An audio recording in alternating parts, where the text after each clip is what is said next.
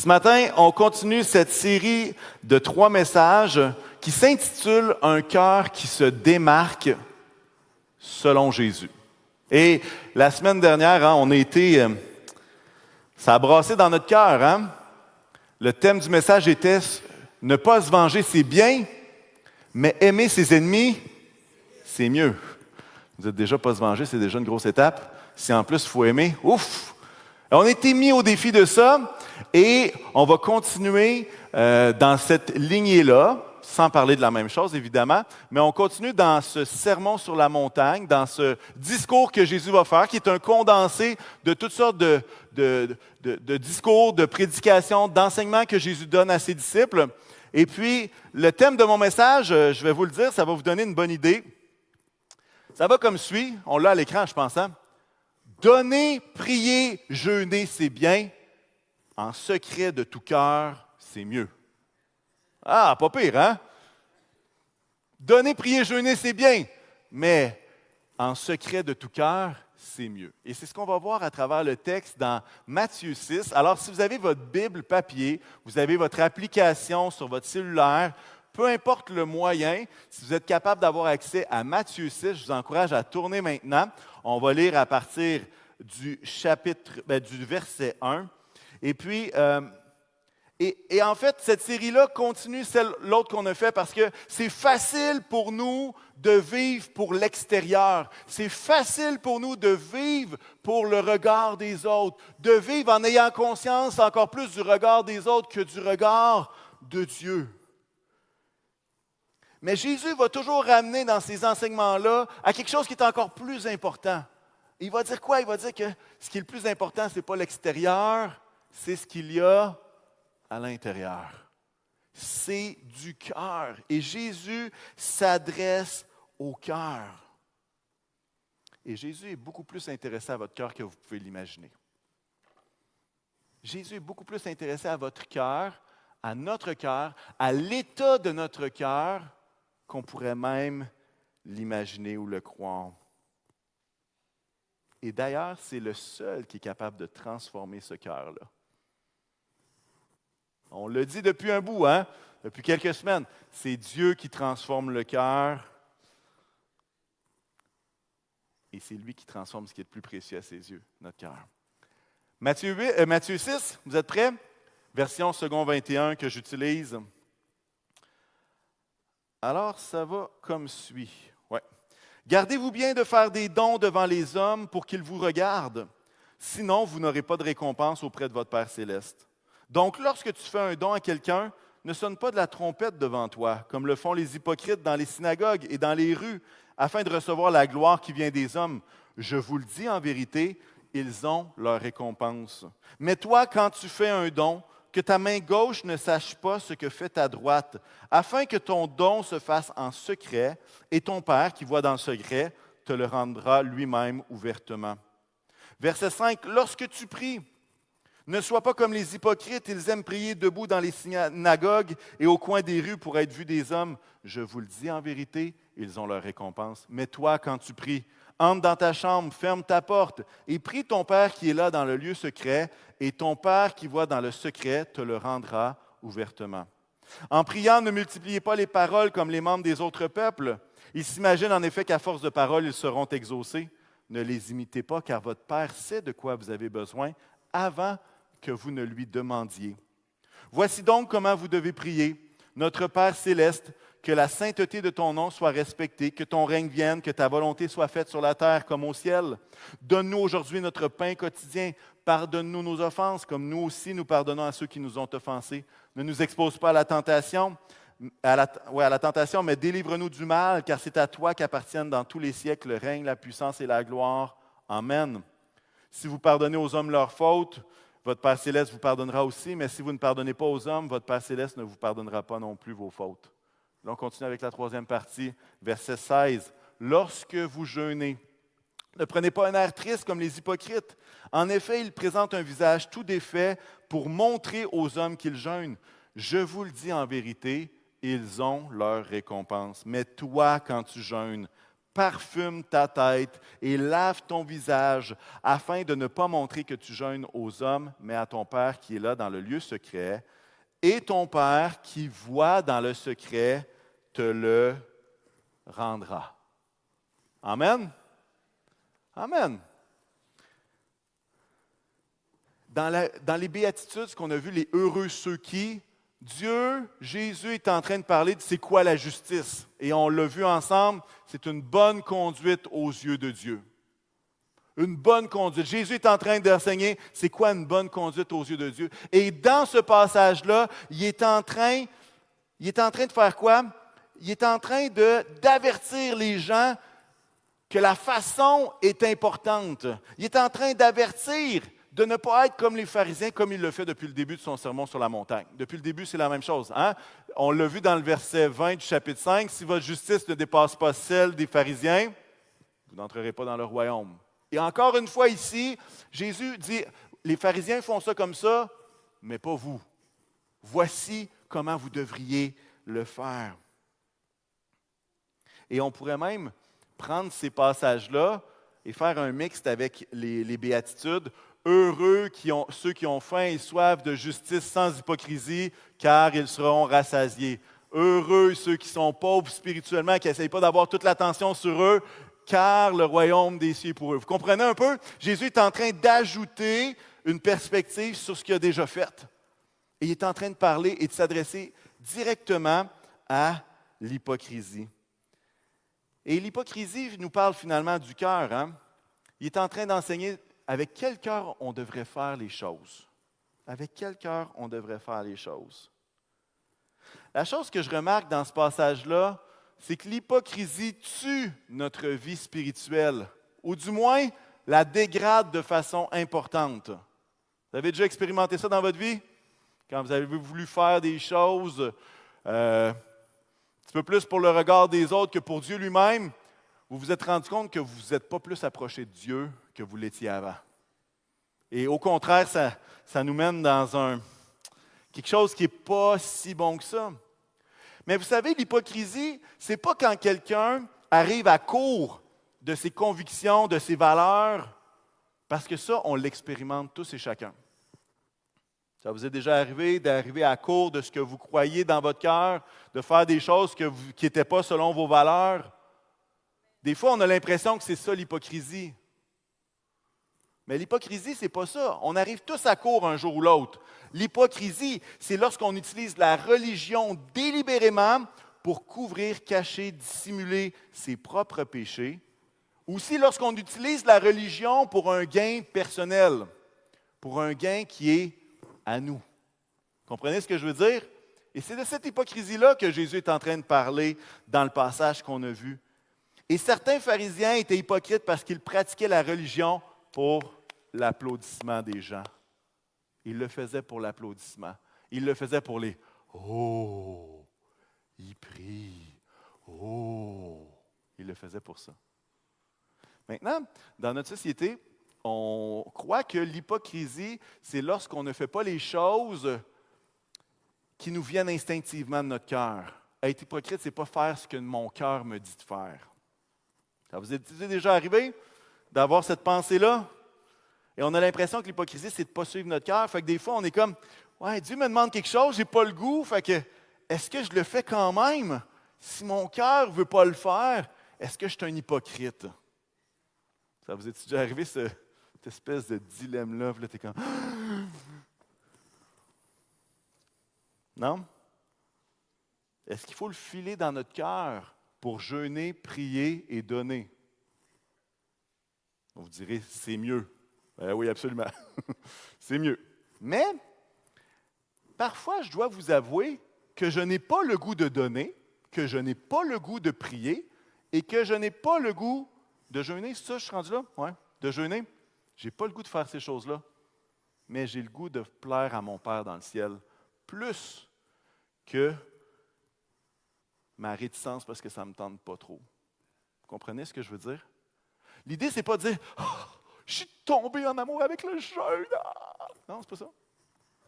C'est que l'idée de vouloir plaire à Dieu prend plus de place que ce que mon cœur est en train de me dire. Bon, piste de réflexion pour chacun de nous. Alors peut-être que vous dites, oui, mais là, moi je donnais juste quand je chantais l'élan du cœur, puis tout ça. Oui, ça se peut que tu ne le sentes pas tout le temps. Même chose pour jeûner. Hein? Des fois, quand tu es capable de bien cuisiner, ça ne te tente pas de jeûner. C'est bon. Des fois, tu aimerais mieux faire d'autres choses que prier. Oui. Mais en fait, le peuple de Dieu, ce n'est pas qu'il a toujours le goût parfaitement à 100% de faire ces choses-là. Mais c'est que chacun d'entre nous, on a le désir de plaire à notre papa. On a le désir d'obéir à Dieu, bien plus que ce que notre cœur pourrait nous dire. Amen. Si on attend juste le feeling du feeling, je vous le dis, vous ne donnerez pas grand-chose, vous ne prierez pas bien, puis vous ne jeûnerez jamais. En tout cas, on continue.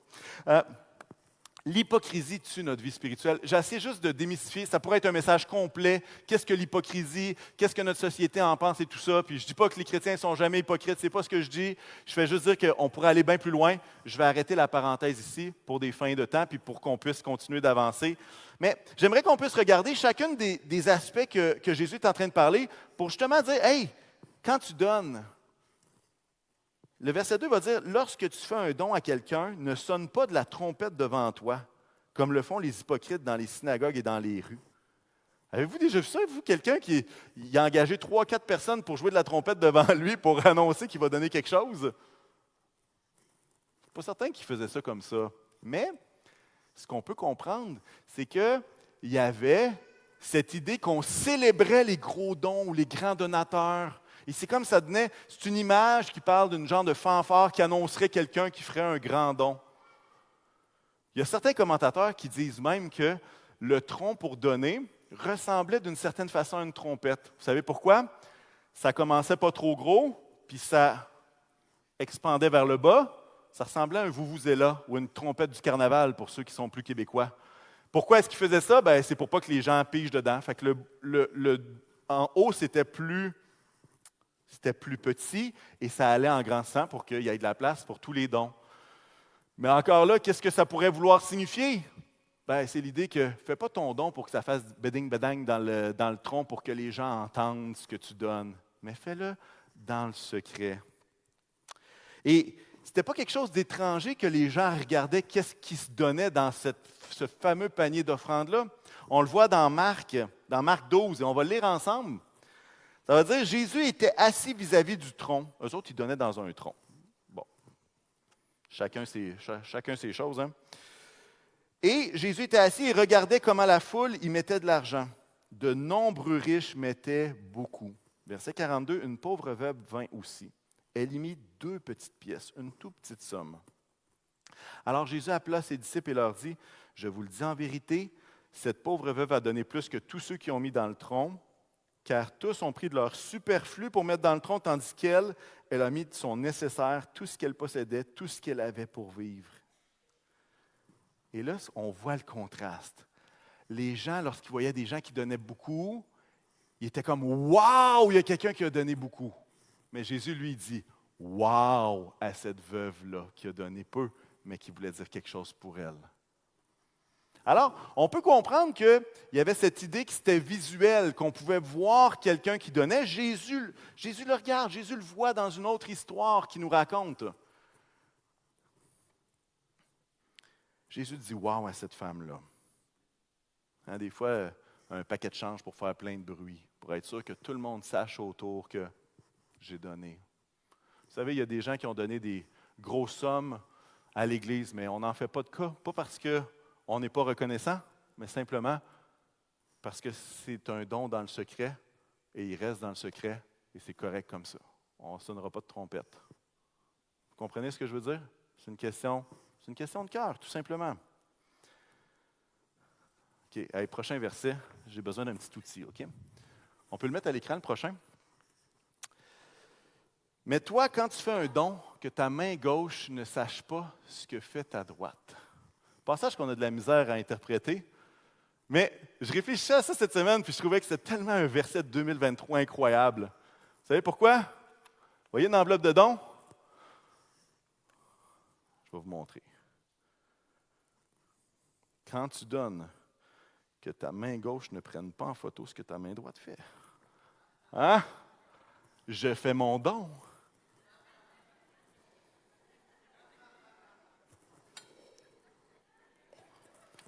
Je les ai en photo. C'est exactement ça. Que ta main droite ne sache pas ce que ta gauche fait. Honnêtement, mes deux mains, ils ne se parlent pas, mais mon cerveau leur parle aux deux. Si je donne quelque chose dans la droite, je sais c'est quoi le montant. Vous comprenez? Mais ce qu'il est en train de dire, c'est cette hypocrisie-là. Quand tu fais un don, que ta main gauche ne sache pas ce que ta droite fait. J'espère que vous allez vous rappeler de ça. Est-ce que vous avez déjà vu ça, ces médias sociaux? Tu vas remplir, je ne sais pas moi, une boîte de livres ou un frigo communautaire, puis là, plutôt que juste le remplir, il faut que tu prennes 3 photos de toi avec la rangée que tu as remplie. Vous savez, c'est quoi ça? En fait, il n'y a pas de mal à ça, c'est super bien, ça peut encourager d'autres à le faire, je n'ai pas de problème. Le seul problème, c'est que Jésus nous dit la chose suivante, c'est que si tu le fais pour les hommes, tu vas avoir ta récompense des hommes, puis ça va s'arrêter là. Tu n'auras pas la récompense de Dieu parce que tu auras obéi à ce que Dieu te demande. Tu vas avoir la récompense de 5, 20, 35 likes, puis ça va être suffisant, ça va être tout. C'est ce que tu voulais, c'est ce que tu vas avoir reçu. Mais quand tu fais un don, que ta main gauche ne prenne pas en photo ce que ta droite fait. Mais vous savez quoi, ça tue notre vie spirituelle qu'on fait les choses pour le regard des autres. Pourquoi? Bien, d'un, nos yeux ne sont pas fixés sur Jésus, puis on le fait pas pour Dieu. On ne le fait pas pour Dieu. On le fait pour les autres, puis peut-être que Dieu va être content. Et Jésus est en train de dire aux pharisiens, regardez, vous donnez, là, mais, maman, vous le faites pour qui? Vous le faites pour qui? Quand tu pries, lorsque tu pries, ne sois pas comme les hypocrites, ils aiment prier debout dans les synagogues et au coin des rues pour être vus des hommes. À cette époque-là, il y avait 2 à 3 moments dans la journée où est-ce qu'il y avait de la prière. 2 à 3 moments fixes dans la journée. C'était ouais, oui, il faisait ça. Mais vous savez quoi? Il y a des gens qui étaient wise. Quand c'était proche de l'heure de la prière, ils sortaient dans les rues. Et quand arrivait l'heure, ils arrêtaient d'un coup. Oh, il se mettait à prier. Pour que tout le monde voie que eux, l'heure de la prière, c'est important. Puis que tout le monde voit, oh, wow, il était en train d'aller à quelque part, mais l'heure de la prière a sonné. Il s'est arrêté et s'est mis à prier à haute voix au coin de la rue. Là, tu fais comme, est-ce que Jésus est en train de parler? Quand tu pries, essaye pas d'être au coin des rues ou dans les synagogues pour essayer de faire des prières pour que les gens te voient. C'est une question de le faire. Honnêtement, il n'y a rien de mal à prier debout. Il n'y a rien de mal à prier sur un coin de rue. Il n'y a rien de mal à prier d'une synagogue. Il n'y a rien de mal à prier tout court. Ce n'était pas ça le point. Le point, c'était, tu le fais pour que les autres te regardent. Tu le fais pour que les autres te regardent. Et Jésus continue en disant, en priant, ne multipliez pas les paroles comme les membres des autres peuples. Ils s'imaginent qu'en effet, à force de paroles, ils seront exaucés. Le passage qu'on vient de voir, il est en train de décrire ce que les pharisiens faisaient. Dans celui-ci, il parle des autres peuples païens qui, eux, disaient une multitude de paroles parce qu'ils se disaient que s'ils en disaient le plus possible, à un moment donné, il y avait une divinité qui allait allumer, ça allait comme catcher leur attention. Et ça devenait comme des multiplications de paroles qui étaient comme des mantras ou des espèces de phrases qui étaient là pour déclencher quelque chose de magique dans le ciel qu'il serait entendu par Dieu. Fait que Jésus est en train de leur dire, arrêtez de faire ça, arrêtez d'essayer de faire des prières toutes faites pour essayer d'attirer mon attention. Ce que je veux, ce n'est pas ça. Ce que je veux, c'est que tu me parles de ton cœur. Il dit, arrêtez de multiplier ça. Je sais déjà ce que vous avez besoin avant même que vous le dites. Et c'est pour ça que l'idée quand on prie, ce n'est pas d'avoir les paroles parfaites ou « Ah, si je le dis de cette façon-là, avec cette phrase-là, puis ce verbe-là, ah, c'est magnifique, ça va marcher, c'est sûr. » Non! Jésus désire qu'on prie avec cœur. Il est en train de dire aux pharisiens, regardez, vous le faites pour les autres. Ou vous multipliez les paroles comme si, après 150 mots par minute, je vais vous écouter. Je ne sais pas s'il y a quelqu'un qui est capable de parler 150 mots par minute, je ne sais pas. Si quelqu'un veut tester ça cette semaine, vous me donnerez les résultats. Vous le publierez sur Facebook avec un selfie. J'ai réussi. Vous aurez votre récompense. C'est une blague. Mais je n'ai aucune idée de ce que je dis. Je ne sais pas combien de paroles par minute on peut faire. Et c'est drôle parce que tout de suite après d'avoir dit ça, Jésus va enseigner le Notre Père. Il va enseigner cette prière du Notre Père, qui est une prière connue, qui est une prière exceptionnelle, qui est une belle prière. Maintenant, est-ce que c'est mal de réciter le Notre Père? Non. Si tu le fais avec cœur, absolument pas. Mais c'est drôle qu'on en a fait parfois une genre de prière style mantra, une prière juste répéter, répéter, répéter, répéter. Alors que Jésus venait de dire, ne multipliez pas les paroles comme les autres peuples pour essayer d'attirer mon attention. Est-ce que c'est mal de le prier 1 million de fois le Notre Père? Pas en tout, c'est pas mal. Il faut que ça vienne du cœur. Mais qu'est-ce que Jésus est en train de dire? Il est en train de dire, je vous dis de ne pas faire comme les autres peuples, maintenant je vais vous dire les paroles exactes à réciter? Non, il est en train de montrer un exemple de prière du royaume de Dieu. Vous savez, on peut poser la question comment de plusieurs façons. Par exemple, je peux vous demander, comment t'aimes ton steak? Tu vas me dire, saignant, médium saignant ou carbonisé. Comment? Ça peut se répondre aussi simple que ça. Mais si je te dis, comment est-ce que tu fais, toi, pour cuire ton steak? Puis là, après ça, j'arrive avec, telle affaire, c'est important, telle affaire, c'est important. Le comment peut être aussi une indication de certaines pistes sur comment le faire. Et moi, je crois que Jésus est beaucoup plus dans ma deuxième illustration que dans la première. Jésus n'est pas en train de dire, voici des paroles magiques que vous devez réciter. Il est en train de dire, voici un exemple de la prière du royaume et vous pouvez vous en inspirer pour prier. Voici comment vous devez prier. Et moi, je trouve que c'est une prière magnifique qui vaut la peine d'être méditée, d'être lue, d'être relue et d'être re-relue encore. Mais le point ici, c'est quoi? Le point ici, c'est de le faire avec notre cœur. C'est le thème de ce passage-là. Quand tu jeûnes, lorsque vous jeûnez, ne prenez pas un air triste comme les hypocrites. En effet, ils présentent un visage tout défait pour montrer aux hommes qu'ils jeûnent. Vous saviez que les pharisiens jeûnaient 2 fois par semaine? Le lundi et le jeudi, c'était leur date. 2 fois par semaine, c'était fixe. Alors, qu'est-ce qui se passait? Dans cette époque-là, le jeûne n'était pas juste un jeûne physique, dans le sens que ce n'était pas juste un jeûne de je m'abstiens de nourriture. Souvent, les Juifs ajoutaient d'autres choses, dans le sens d'autres plaisirs qui s'abstenaient aussi en même temps que ce jeûne-là. L'apôtre Paul va même parler de la sexualité à travers tout ça dans ses écrits aux lettres, je pense que c'est les lettres aux Corinthiens. Mais ce que je veux dire, c'est qu'il jeûnait de plusieurs façons. Le jeûne de la bouffe était jumelé avec d'autres choses. Mais là, écoutez bien ce que Jésus va dire. Il va dire, hey, là, arrêtez d'avoir l'air défait, puis de ci, de ça. Mais les gens savaient qu'ils jeûnaient les lundis puis les jeudis. C'était facile de montrer que tu jeûnais quand c'était des journées fixes. Puis c'était facile de voir aussi, lui, il ne jeûne pas comme moi. Vous comprenez un peu l'hypocrisie ici, là? Qu'est-ce qui est en train de se brasser? Et Jésus va dire, hey, l'hypocrisie, c'est de faire exprès pour que les autres voient que tu ne manges pas. Comme si tu avais un repas de famille cédulé 1 mois d'avance, puis tu choisis exactement cette date-là pour jeûner. Ils vont le voir. Ils vont me poser des questions. C'est ça qu'il faisait? Il faisait exprès de ne pas se laver le visage, de ne pas s'arranger. Sûrement qu'il mettait aussi des habits de deuil, parce que le jeûne était associé souvent à la repentance. Fait qu'il y avait des vêtements particuliers. Et là, tout était là pour montrer, moi, je jeûne. Jésus va dire, hey, ta récompense, tu l'as. Tu n'en auras pas d'autre de ma part. Tu l'as déjà. Tu as l'applaudissement. Tu as le oh. Mais rien de plus. Et honnêtement, faire les choses, là, vous dites, ils sont bizarres, ces pharisiens-là. Nous autres, on ne ferait jamais ça. Ça arrive des fois.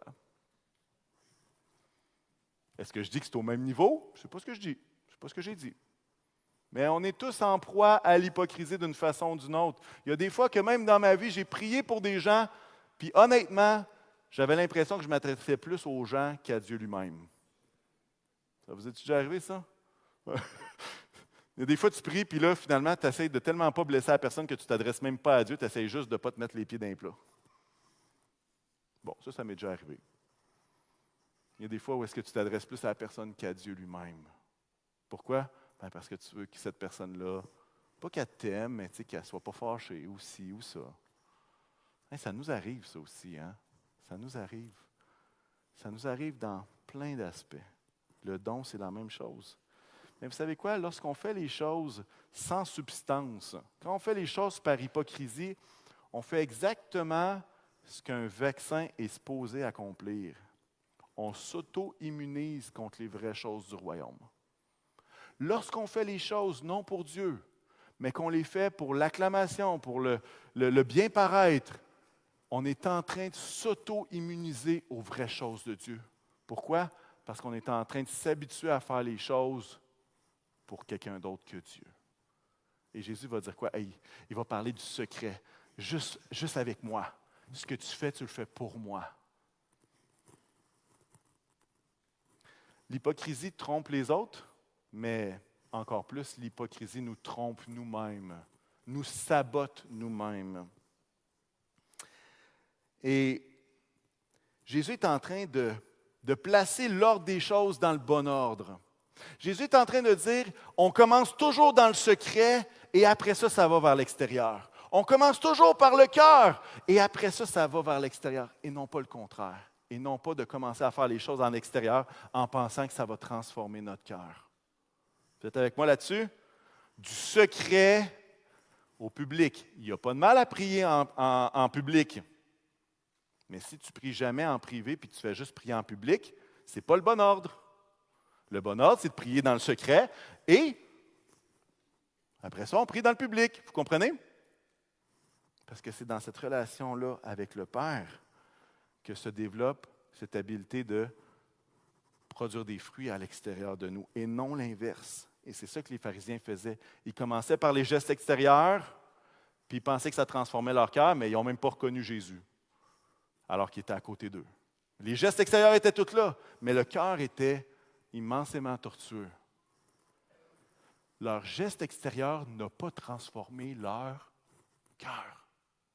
Et même s'ils jeûnaient 2 fois par semaine, qui donnaient la dîme sur la menthe et les épices fines, même s'ils donnaient des fortunes, ces choses-là n'ont pas transformé leur cœur. Parce que c'est du secret que débutent les choses vers l'extérieur. Mais toi, quand tu fais un don, que ta main gauche ne sache pas ce que fait ta droite, afin que ton don se fasse en secret. Vous savez, il y a certaines personnes qui pensent que si le don n'est pas fait dans un secret absolu, ce n'est pas bon ou ce n'est pas valide en se basant sur ce texte-là. Mais je veux nous rappeler que l'enseignement de Jésus est beaucoup plus sur le fait, c'est beaucoup plus axé sur le cœur, l'absence d'hypocrisie dans notre cœur, que sur le secret professionnel ou le secret absolu. D'ailleurs, cette veuve-là qui a donné ses 2 pièces, elle a été vue de Jésus. Son don était valide, Dieu l'a agréé. Il ne fallait pas qu'elle vienne donner ses 2 pièces en habit de camouflage, en rampant par terre pour essayer de les pitcher dedans. Vous comprenez? Le point, ce n'était pas le secret absolu. Le point, c'était le cœur. Je vous donne un autre exemple. Dans la première église du Nouveau Testament, il y a un homme qui s'appelait Barnabas. Et vous savez ce qu'il a fait? Il a vendu un champ, ou en tout cas, il a offert un champ aux disciples, un terrain, pour qu'ils puissent nourrir les pauvres et le donner pour la communauté. Et il l'a fait. Vous savez quoi? Les autres le savaient, c'est même écrit dans le bouquin. Okay? Je parle de la Bible ici. C'est écrit dans le bouquin. Et il y a un autre couple qui s'appelle Ananias et Saphira qui ont fait la même chose. En fait, ils ont vendu le terrain, puis ils ont apporté l'ensemble de l'argent, moins une commission, et ils l'ont apporté aux disciples en disant « Hey, ça, c'est l'ensemble de tout ce qu'on a reçu pour le terrain. » Malheureusement, leur cœur n'était pas droit. Pourquoi? Parce qu'ils avaient gardé leur commission. Ils avaient gardé une partie. Mais ils disaient aux autres, ils disaient « Hey, ça, c'est l'ensemble de ce qu'on a reçu pour le champ qu'on a vendu. » Et si vous connaissez l'histoire, leur fin est tragique. Leur fin est tragique. Mais ces 2 derniers exemples-là ont été faits à la vue et au su des gens autour. Le problème n'était pas que ces dons-là étaient faits de façon top secrète ou pas. Le problème entre ces 2 situations-là qui se ressemblent, c'est le cœur. Parce que Ananias et Saphira, en disant les choses ainsi, ils ont voulu paraître plus spirituels que la réalité ne le montrait. C'était ça le problème. Le problème, c'était, ils se sont montrés sous un jour plus spirituel que ce que la réalité le montrait. Et honnêtement, il n'y avait pas de mal à ce qu'ils reprennent une partie, de dire « Hey, je donne 80% de la vente de ce champ-là. » Il n'y a pas de problème là. Mais c'est de dire que j'ai donné 100%, c'est là que le bas blesse. Et c'est exactement ça l'enseignement de Jésus. J'ai une très bonne nouvelle puis une très mauvaise nouvelle à la fois pour chacun de nous. La bonne nouvelle, c'est que Dieu sait calculer et il connaît tout. Pour certains, ça peut être une mauvaise nouvelle comme Ananias et Saphira. Mais Dieu sait calculer, je peux vous le garantir. Dieu sait bien calculer et il connaît toutes choses. On ne peut pas donner pour le public et espérer recevoir une récompense en secret. Parce que c'est du secret que ça part. Je vous donne un autre exemple, une histoire, ça arrive au Québec. En avant de l'Assemblée, il y a de ça plusieurs années, il y avait un panier. Et puis un homme était habitué à chaque dimanche, avant la réunion, tu sais, si mettons la réunion était à 9h30, vers 9h15, il préparait son enveloppe de dîmes. C'est une excellente chose de le faire avant la réunion. Il remplissait son enveloppe, il se levait dans l'allée centrale et il venait porter son enveloppe dans le panier en avant. Et tout d'un coup, il y a une madame qui arrive dans l'église et puis là, elle est avec un de ses enfants. Et puis là, elle dit « Hey, j'ai oublié de faire mon enveloppe de dîmes. » Puis là, elle regarde dans sa sacoche, il n'en restait plus. Puis il n'y avait pas de banc avec des enveloppes en face. Fait qu'elle dit à son jeune garçon « Hey, j'ai pas d'enveloppe, il faut que je m'en trouve une. » Le petit gars ne fait pas un, pas deux. Lui, il va à la chasse. Il s'en va chercher une enveloppe. Et finalement, son regard se tourne vers le panier en avant. Et puis là, il fonce en avant. Il prend la première enveloppe du dessus. Et là, la dame a dit « Non, non, non, fais pas ça, fais pas ça. » Il regarde « Ben non, il n'y a rien dedans, maman. Il n'y a rien dedans, c'est correct. » Mais cette personne-là se levait, allait porter une enveloppe vide, qui n'avait rien d'écrit dessus, et il le faisait tous les dimanches.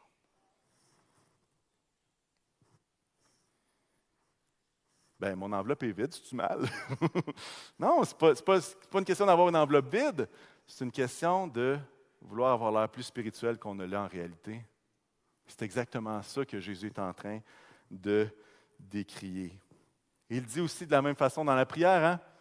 « Faites pas ça, OK, s'il vous plaît, faites pas ça. » Vous savez, il y a une raison pour laquelle on met des paniers subtils en arrière, justement pour pas qu'on ait... Ce n'est pas une fanfare, ce n'est pas une trompette. C'est un don qu'on fait devant le Seigneur. C'est ça qui est important.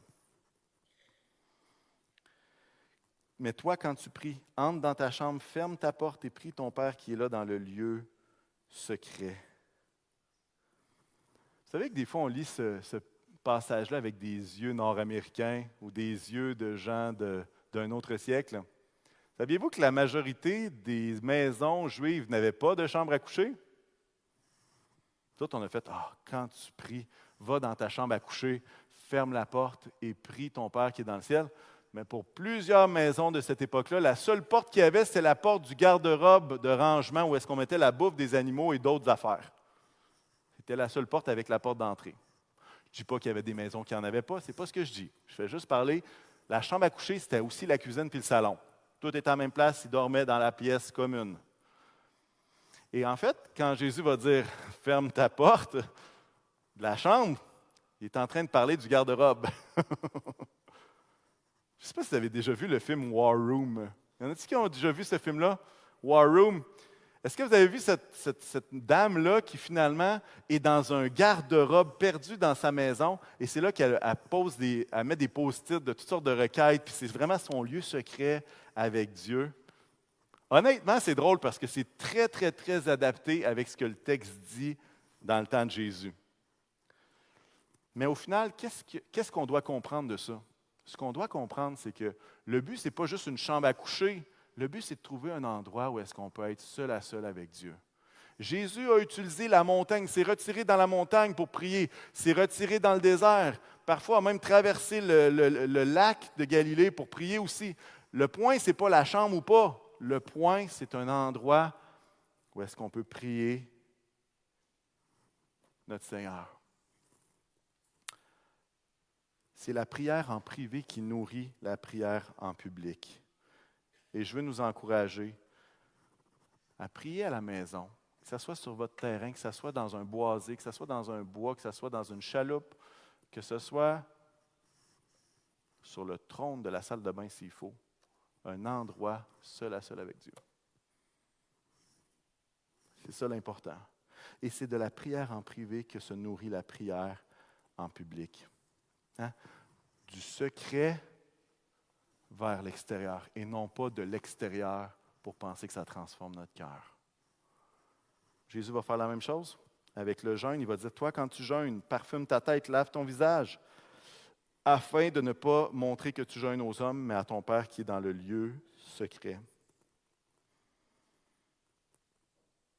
Là, vous dites, oui, mais on jeûne une fois par mois à l'Église, puis c'est une date fixe. Les autres vont le savoir. Qu'est-ce qu'on fait avec ce passage-là? Est-ce que je vais perdre ma récompense? C'est la même réflexion que tantôt. Est-ce qu'il faut que ce soit top secret avec un habit de camouflage? Non, mais il faut que ça soit fait pour le Seigneur et devant le Seigneur. Et c'est ça qui plaît à Dieu. Est-ce que ton jeûne est fait pour plaire à Dieu ou est fait pour plaire aux hommes? C'est ça la vraie question. Il faut que la pensée débute dans le cœur et que ça se traduise par une action pour Dieu. Parce que Jésus va dire, c'est quoi l'enjeu de tout ça? L'enjeu de tout ça, ce n'est pas juste dire c'est bon ou c'est pas bon. L'enjeu de tout ça, c'est, est-ce que vous voulez une récompense divine ou une récompense contractuelle? Contractuelle? Pourquoi je dis ça? Est-ce que vous voulez une récompense divine ou une récompense contractuelle? Il y a 3 passages. Et Jésus va dire exactement la même chose. Est-ce qu'on peut le mettre à l'écran, s'il te plaît? Le verset 2, le verset 5 et le verset 16 qui va dire la même chose. Je vous le dis en vérité, ils ont reçu leur récompense. Et là, on dit, bon, ils ont reçu leur cadeau. Parce que pour nous autres, une récompense, c'est un cadeau. Mais ce terme-là parle d'un aspect de business. En fait, ce que c'est en train de dire, c'est un terme commercial. Ça veut dire ils ont reçu leur paye en entier, Dieu ne leur doit plus rien. Ils ne donnaient pas, ils ne priaient pas, ils ne jeûnaient pas. Ils étaient en train d'acheter quelque chose, l'applaudissement des gens. Ils l'ont reçu, le contrat est terminé, il n'y a plus d'autre engagement, ça se termine là. Et vous savez quoi? Il y a une forme de récompense dans l'applaudissement des gens. Ça peut être plaisant. Ça peut être plaisant d'avoir 26 likes sur ta photo avec ton enveloppe de dîmes. Non. Comprenez? Ça peut être une récompense. Mais en fait, ce terme-là, Jésus est en train de dire, si c'est ça, la récompense se termine là. Elle ne va pas plus loin que ça. Elle ne va pas plus loin que ça. La transaction est maintenant complétée. Et là, moi, la question que je vous pose et que je pose à tous les croyants, c'est est-ce que c'est ça, ce type de récompense-là qu'on veut dans le Seigneur? La réponse, non. On veut la récompense qui vient de Dieu. On veut la récompense qui vient de Dieu. Je vous donne une autre petite histoire, OK? Je pense qu'on a le temps, là. Cette semaine, je m'en vais chez Ikea. Je vais peut-être perdre une partie de ma récompense, mais c'est pour que vous en ayez une meilleure plus tard, OK? Je m'en vais chez Ikea, puis j'achète pas grand-chose. Et là, je vois un ami que je connais, puis un bon petit bout. Et il est, tu sais, dans la partie du débarcadère où est-ce que tu embarques ton stock, là? Connaissez cette partie-là? Où est-ce qu'il y a toujours quelqu'un qui est comme ça, qui regarde le char, qui regarde la boîte, qui regarde le char, qui regarde la boîte, puis il dit non, ça ne rentrera pas. Et puis, il est exactement dans cette situation-là, dans cette posture-là. Puis finalement, il y avait 3 gigantesques boîtes, il y en avait juste une qui rentrait dans sa voiture. Fait que là, je vais le voir, je me moque un peu de lui. Je ris fraternellement avec lui. Ça serait le terme plus chrétien. Je ris fraternellement avec lui en disant « Tu pensais vraiment que ça allait rentrer, mon ami? » Et puis finalement, je vais chercher ma vanne, et là, dans une caravane, tout rentre. Je baisse les bancs, rentre les boîtes, comme si de rien n'était. Et puis là, je m'en vais chez eux, puis je l'aide à les rentrer chez eux. Et là, à la fin, il fouille dans ses affaires, il dit « Hey, je veux te donner quelque chose. » Là, il y avait des cartes cadeaux qui traînaient, je ne sais pas où. Il dit « Hey, je veux te donner ça. » Puis moi, je lui ai dit, « Je ne veux rien savoir que tu me donnes quoi que ce soit. » Il dit « Ah ouais, comment ça? » Et dans ma tête, je ne lui ai pas expliqué tout mon cheminement mental, mais dans ma tête, c'était très clair. C'est que si je reçois ce qu'il me donne, ma récompense se termine là, j'aime mieux que ce soit Dieu qui le fasse. J'aime mieux que ce soit Dieu qui calcule ça comme il veut avec ses mathématiques, qui me le donne par une autre personne, qui mette à cœur quelqu'un d'autre, mais je ne veux pas que ça vienne de lui, je veux que ça vienne de Dieu. Peut-être que vous êtes bizarre, tu es bizarre, toi. Je suis peut-être bizarre, Mais j'ai tellement trop vu de situations comme ça où est-ce que des gens m'ont béni de façon complètement différente alors que j'avais investi à quelque part d'autre, que ce n'était pas la même personne qui me le rendait.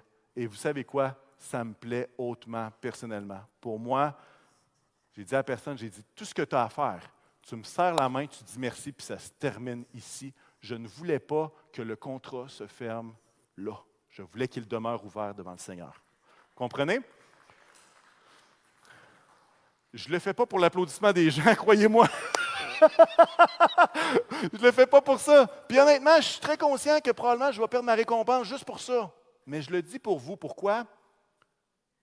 Pour que vous puissiez peut-être être inspiré par ça et dire, hey non, je veux laisser Dieu calculer avec ses mathématiques divines ce que je veux recevoir. Je ne veux pas que le contrat se termine là. Je ne veux pas que la transaction se termine là. Là, peut-être vous dites, ouais, mais là, est-ce qu'on fait toutes nos choses juste pour des récompenses de Dieu? Est-ce que tout ce que je fais, c'est juste pour avoir un ânane de Dieu à quelque part? Bonne question, n'est-ce pas? Là, as-tu fait ça juste pour avoir une récompense de Dieu? As-tu fait ça juste parce que Dieu te le rendrait? La réponse, c'est pas du tout.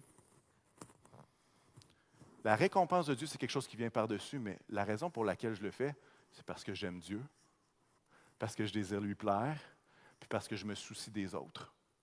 Maintenant, ce que Dieu décide de verser par-dessus, on appelle ça la grâce. Et je sais que mon papa est très bon pour déverser cette grâce-là abondamment dans ma vie et dans la vôtre. Alors, est-ce que je fais toutes les choses que je fais juste pour avoir un âne, une récompense? La réponse, c'est non. Pas du tout. Je le fais parce que j'aime Dieu, puis je le fais parce que je le sais que lui est tellement fidèle qu'il va faire en sorte qu'il va respecter sa promesse. Faites du royaume. Cherchez d'abord le royaume de Dieu et sa justice, et toutes ces choses vous seront données par-dessus. Dieu s'occupe de moi, le reste, je n'ai pas de problème là. Vous comprenez ce que j'essaie de vous dire là? Je n'essaie pas de dire que j'ai bien fait. Honnêtement, je trouvais ça tellement drôle de le voir calculer avec ça. J'ai eu compassion de lui. Calculez vos boîtes avant de lire. Calculez votre coffre de voiture avant d'aller chez IKEA. C'est une excellente idée, ça. Je vous le recommande fortement. Je vais inviter les musiciens à venir me rejoindre tranquillement. J'aimerais nous mettre au défi de quelque chose ce matin. C'est facile de dire, hey, il ne faut pas le faire dans l'hypocrisie, il ne faut pas le faire dans l'hypocrisie, il ne faut pas le faire dans l'hypocrisie. Mais j'aimerais nous mettre au défi, pas juste de ne pas être hypocrite, mais j'aimerais nous mettre au défi de retrouver le bonheur de faire les choses du royaume. Et je reviens à la belle vie du royaume. J'aimerais nous encourager à retrouver le bonheur de prier, à retrouver cette joie de prier, de passer du temps avec Dieu, d'être à l'écoute de Dieu, de mettre à part un temps et de ne pas attendre à dimanche pour entendre ou faire une prière, mais de le faire pendant la semaine. L'idée que la prière, ce n'est pas une transaction, que je prie puis j'espère recevoir quelque chose. Non, la prière, c'est une relation avec Dieu. Et je veux nous encourager à retrouver le bonheur de prier, parce que la belle vie du royaume, c'est ce privilège extraordinaire-là de pouvoir s'adresser à Dieu. De s'adresser à Dieu. Il y en a qui sont avec moi ce matin? C'est un privilège extraordinaire. On peut retrouver le plaisir de le faire, la joie. Je veux nous encourager à retrouver le bonheur de donner. C'est tellement bénissant de donner. Donner, c'est de faire partie, c'est de faire quelque chose dans quelque chose qui est plus grand que nous. C'est de faire partie de quelque chose de plus grand que nous. Donner, c'est de grandir spirituellement dans notre confiance en lui. Donner, c'est de vivre pour des standards qui sont tellement plus hauts que ce que notre société pourrait enseigner. Donner, la belle vie du royaume, c'est d'avoir ce privilège extraordinaire de contribuer pour vrai au royaume de Dieu. Amen. Amen. Je veux nous encourager à retrouver le bonheur de jeûner. Là, vous dites, ah oui, ça va être dur. Ça dépend. Ça dépend. Jeûner, ça change notre cœur. Jeûner, ça remet à l'ordre nos priorités. Jeûner, ça nous rapproche de son cœur. Parfois, on fait des jeûnes juste parce qu'on a une situation épouvantable et on espère que Dieu va tout la régler à la fin de notre 3 repas qu'on a jeûnés. J'aimerais vous dire la chose suivante. Jeûner, c'est beaucoup plus que notre cœur soit transformé, que nos priorités soient replacées, que ce soit une garantie d'un contrat où est-ce que Dieu va régler la seule chose pour laquelle tu pries dans ce jeûne et prière-là. Mais il y a ce plaisir de se rapprocher du cœur de Dieu. La belle vie du royaume, c'est d'avoir ce privilège extraordinaire d'être nourri, non seulement par la nourriture, mais par toute parole qui sort de la bouche de Dieu. C'est un privilège extraordinaire, ça. La belle vie du royaume, c'est de faire avec cœur ce que Dieu nous invite à faire. J'ai lu une phrase, puis je pense que cette phrase-là a le potentiel de marquer quelques personnes ce matin. Et alors que je lisais ça, j'étais comme, plus j'y pense, puis plus c'est profond, et il va falloir que je continue de méditer là-dessus. Là, j'espère que j'ose pas trop les attentes, là. Mais je vous encourage à être attentif. La personne disait, la partie la plus importante dans notre vie chrétienne, c'est celle qu'uniquement Dieu peut voir. La partie la plus importante dans notre vie chrétienne, c'est celle qu'uniquement Dieu peut voir. Intéressant. Intéressant. Intéressant. Dans le mouvement chrétien, on fait de la réunion du dimanche la chose la plus importante. Et c'est excessivement important. C'est très important, je n'ai aucun trouble avec ça. Mais se pourrait-il que la partie la plus importante dans notre vie chrétienne se fait lorsque personne ne nous regarde sauf Dieu? Je pense que cet auteur-là avait raison. Je pense qu'il a raison. Je pense que ça mérite de continuer de réfléchir là-dessus pour ma part. Et je vais terminer avec une illustration biblique de tout ce qu'on vient de voir. Vous allez voir la prière, vous allez voir le jeûne, vous allez voir le don, vous allez voir des pharisiens, vous allez voir Jésus, tout est dans le même paquet. Dans Luc 18, ça va aller comme suit. Jésus dit encore cette parabole à l'intention de certaines personnes qui étaient convaincues d'être justes et qui méprisaient les autres. Verset 10. 2 hommes montèrent au temple pour prier. L'un était pharisien, l'autre un collecteur d'impôts. Collecteur d'impôts, c'était une situation, c'était pas un bon emploi. Souvent, c'était vu comme des voleurs. Verset 11. Le pharisien, debout, faisait cette prière en lui-même. « Ô Dieu, je te remercie de ce que je ne suis pas comme les autres hommes, qui sont voleurs, injustes, adultères, ou même comme ce collecteur d'impôts. Je jeûne 2 fois par semaine et je donne la dîme de tous mes revenus. » Verset 13, le collecteur d'impôts, lui, se tenait à distance et n'osait même pas lever les bras vers le ciel, lever les yeux au ciel. Mais il se frappait la poitrine en disant, « Ô Dieu, aie pitié de moi qui suis un pécheur. » Jésus va appliquer cette parabole-là en disant, « Je vous le dis, lorsque ce dernier, ce collecteur descendit chez lui, il était considéré comme juste, mais pas le pharisien. En effet, toute personne qui s'élève sera abaissée, et celle qui s'abaisse sera élevée. » Et je vais vous partager que ce passage-là, Jésus est excellent pour nous expliquer à quel point on devrait arrêter d'écouter une prédication en pensant à notre voisin qui a déjà donné devant un selfie ou devant quelqu'un qui priait pour être vu des autres. Jésus est excellent pour dire, « Hey, plutôt que de regarder la poutre qui est dans la face, la paille qui est dans la face de ton voisin, pourquoi ne regarderais-tu pas la poutre qui est dans le tien? »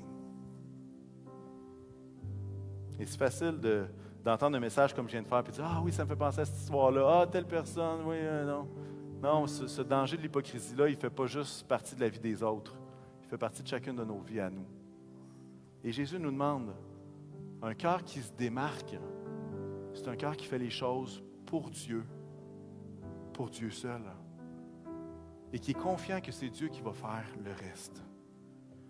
Un cœur qui se démarque, c'est celui qui arrête d'évaluer ou tenter de deviner les motivations des autres, mais qui se focalise sur son propre cœur quand il donne, qui se focalise sur son propre cœur quand il prie, et qui se focalise sur son propre cœur quand il jeûne.